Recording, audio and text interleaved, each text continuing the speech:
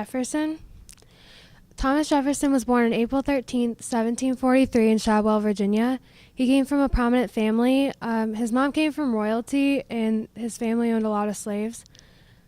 He began his formal education at the age of 9, studying Latin, French, and Greek at a local private school.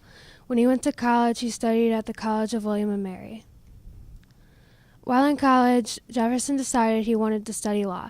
There were no law schools at the time. Instead, aspiring attorneys read law under the supervision of an established lawyer before being examined by the bar. Wythe guided Jefferson through an intense 5-year course of study, which was more than the typical duration. By the time Jefferson won admission to the Virginia bar in 1767, he was already one of the most learned lawyers in America. Thomas Jefferson attended the House of Burgesses as a student in 1765, and that's when he witnessed Patrick Henry's defiant stand against the Stamp Act. He gained the Virginia bar and began practice in 1769, and then was elected to the House of Burgesses in 1769, the same year. It was there that his involvement in revolutionary politics began. He wasn't loud, but his writing was fabulous, and his quiet working committee and ability to distill large volumes of information essence made him super important.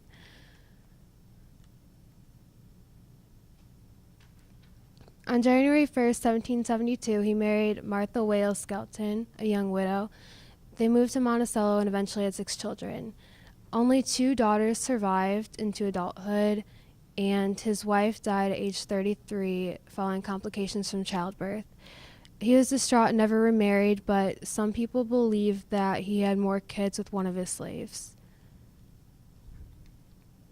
And that's him.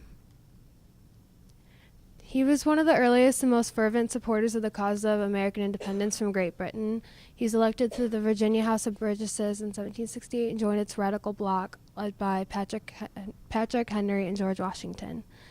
In 1774, he wrote his first major political work, A Summary View of the Rights of British America, before attending the Congress in Philadelphia. And that's the summary of rights that he wrote. The Declaration of Independence. In June 1776, the Congress appointed a 5-man committee: Jefferson, John Adams, Ben Franklin, Roger Sherman, and Robert Livingston to draft the Declaration of Independence. They chose him to author the Declaration's first draft, and he spent 17 days doing that, and it was one of the most powerful testaments to world history.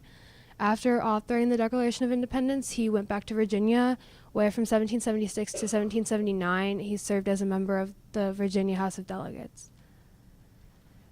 Slavery was a contradictory issue in his life. He was pro-liberty, and he at one point promoted a plan for gradual emancipation of slaves in America, but he owned slaves throughout his life. Additionally, while he wrote the Declaration of Independence that all men are created equal, he believed that African Americans were biologically inferior to whites, and he thought the 2 races could not exist peacefully in freedom. In June of 1779, he succeeded Patrick Henry as governor of Virginia. The nation was still at war, and the southern colonies were under a heavy attack. He didn't think that he was fit to be state governor, and he thought that Virginia would be better led by a military man. He declined re-election after his first term and was succeeded by General Nelson of Yorktown. That's the signing of Declaration of Independence, and that's the Declaration of Independence. He became a president in 1796, and then 4 years later he defeated Adams. And then he had 2 important achievements. And in his second term, it was more domestic and foreign issues.